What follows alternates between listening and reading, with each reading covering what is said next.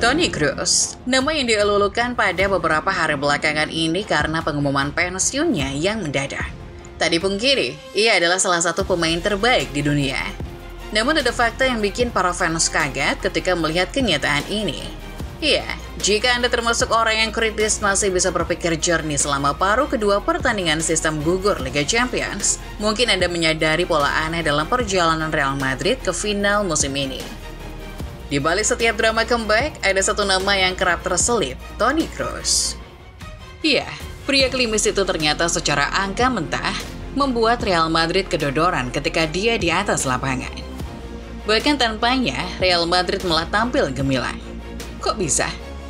Sebelum menyaksikan videonya, mari subscribe dulu channel Starting 11 Moment dan jangan lupa nyalakan notifikasinya supaya tidak ketinggalan update info-info menarik seputar dunia sepak bola.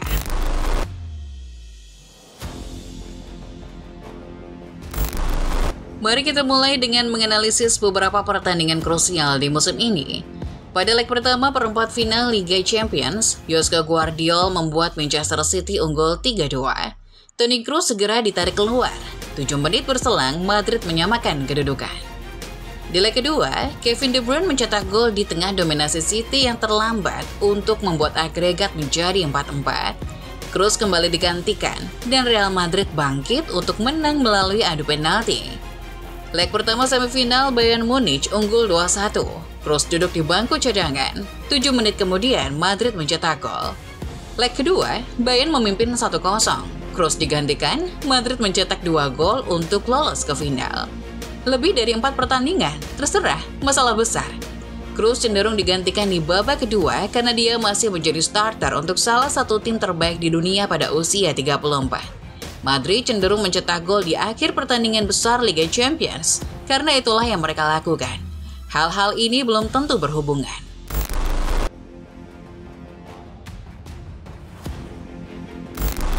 Selama 1 dekade di La Liga, selisih gol Real Madrid dengan Kroos di lapangan hanya lebih baik 1 kali musim lalu. Dan itu adalah musim terburuknya dalam hal selisih gol yang diharapkan, atau expected goal difference. Sejak bergabung dengan Madrid pada 2014, selisih gol tim dengan Kroos di lapangan adalah plus 1,2 per 90 menit. Sedangkan tanpa dia adalah plus 1,6 per 90 menit.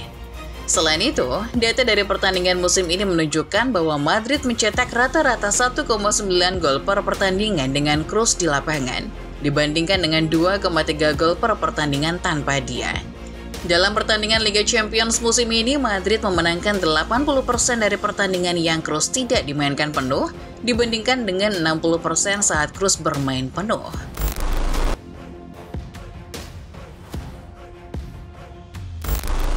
Toni Kroos adalah pemain yang dikenal karena kemampuannya mendominasi lini tengah dengan umpan-umpan presisi. Dia adalah maestro dalam penguasaan bola dan penyebar bola yang andal. Mampu menjaga ritme permainan dengan tenang di bawah tekanan. Namun ada perdebatan yang berkembang tentang apakah dia benar-benar membuat timnya lebih baik. Ketika Kroos mengumumkan akan pensiun musim panas ini, Carlo Ancelotti menyebutnya sebagai salah satu gelandang terbaik dalam sejarah sepak bola. Namun, data menunjukkan sebaliknya.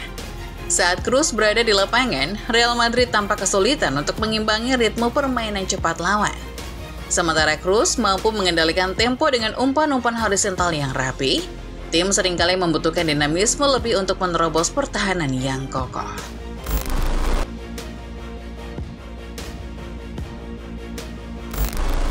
Goal Impact, sebuah konsultasi data yang memasarkan peringkat pemain profesional kepada klub-klub Eropa, menemukan bahwa skornya berkorelasi baik dengan indikator kualitas pemain lainnya, seperti nilai pasar, gaji, dan batas tim nasional. Namun peringkat Kroos setelah pindah ke Real Madrid mengalami penurunan dibandingkan saat di Bayern Munich. Menurut Dr. Patrick May, kepala pengembangan bisnis Goal Impact, pada usia pertengahan 20-an ketika ia bermain untuk Bayern dan memenangkan Piala Dunia bersama Jerman, skor Goal Impact Kroos cukup bagus untuk masuk ke sebagian besar starting lineup Bundesliga. Tetapi ketika dia pindah ke Real Madrid, keadaannya menurun. May berspekulasi bahwa Kroos bisa melukai timnya sendiri saat bertahan misalnya. Sisi sepak bola tersebut sulit diukur dengan statistik on ball, tetapi dapat muncul dalam peringkat dampak yang lebih holistik. Perdebatan tentang dampak Kroos tidak hanya terbatas pada modal data.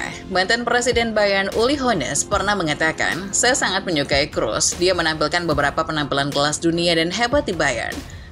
Tapi gaya permainannya sudah ketinggalan zaman. Permainan ini sekarang dimainkan secara vertikal. Pemain mengambil bola dan membawanya ke depan dengan cepat." Sebaliknya, gelandang legendaris Jerman Lothar Matthäus menyebut Kroos mungkin pesepak bola terhebat Jerman.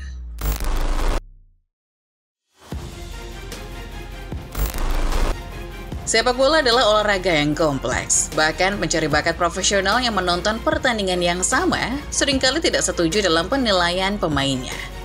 Inti dari pemeringkatan top-down adalah untuk membawa parang algoritmik ke dalam kumpulan opini dan mencoba untuk sampai pada semacam kebenaran objektif.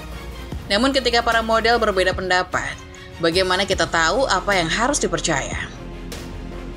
Edwin Tranhoff, analis data untuk Washington Spirit di NWSL, menggunakan pendekatan hibrida dalam modal publik yang disebut plus-minus yang dikontekstualisasikan. Teknik ini menggabungkan penilaian top-down jangka panjang dengan pendekatan bottom-up berdasarkan statistik bola yang terperinci untuk memodelkan dampak pemain secara keseluruhan.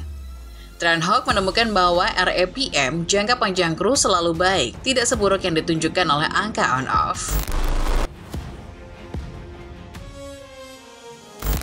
Selama karirnya, Toni Kroos telah memenangkan sejumlah trofi bergengsi.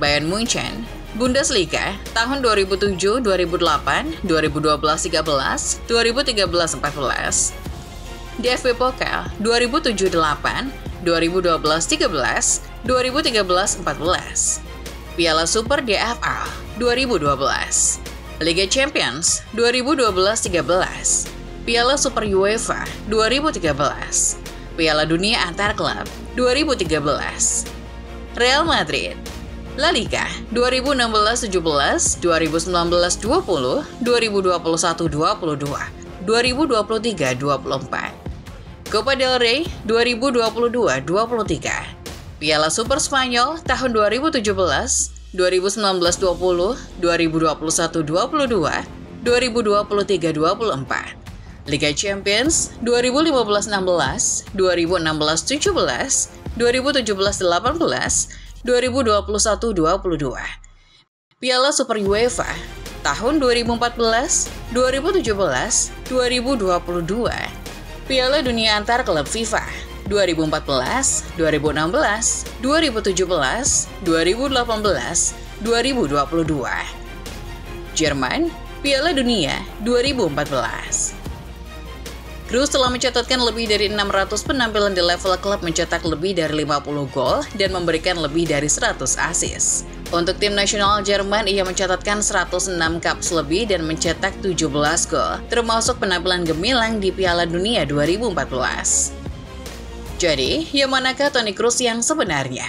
Gelandang tua yang pertahanannya tidak rapi dan pergantian pemain yang berlebihan mungkin secara diam-diam merugikan timnya? Atau pengumpan yang sangat tahan terhadap tekanan yang kecemerlangannya dalam menguasai bola telah memenangkan setiap trofi tim yang bisa ia menangkan. Bahkan dia sangat pantas disebut pemain terhebat sepanjang masa. Apapun tentang angka-angka di atas, bahkan nyatanya dia lebih baik dari Lionel Messi. Mungkin ada sesuatu yang dia lakukan membuatnya kurang berharga dibandingkan opini publik, tapi dia jelas tidak seburuk angka-angka yang ada, kata Tranhoff sambil mentertawakan jawabannya yang hati-hati. Dalam ilmu data sepak bola, banyak hal yang masih menjadi misteri. Kroos mungkin tidak sepenuhnya terlihat gemilang dalam angka-angka mentah, namun kemampuan passing dan visinya di lapangan membuatnya tetap menjadi salah satu gelandang terbaik di dunia. Meskipun statistik mungkin mengindikasikan bahwa Real Madrid lebih baik tanpa Toni Kroos, kenyataannya lebih kompleks dan memerlukan analisis lebih dalam. Kroos tetaplah ikon sepak bola modern, dan perannya dalam kesuksesan Madrid tidak bisa diabaikan begitu saja. Nah, bagaimana menurut Football Lovers setelah melihat ulasan barusan? Jawab di kolom komentar ya!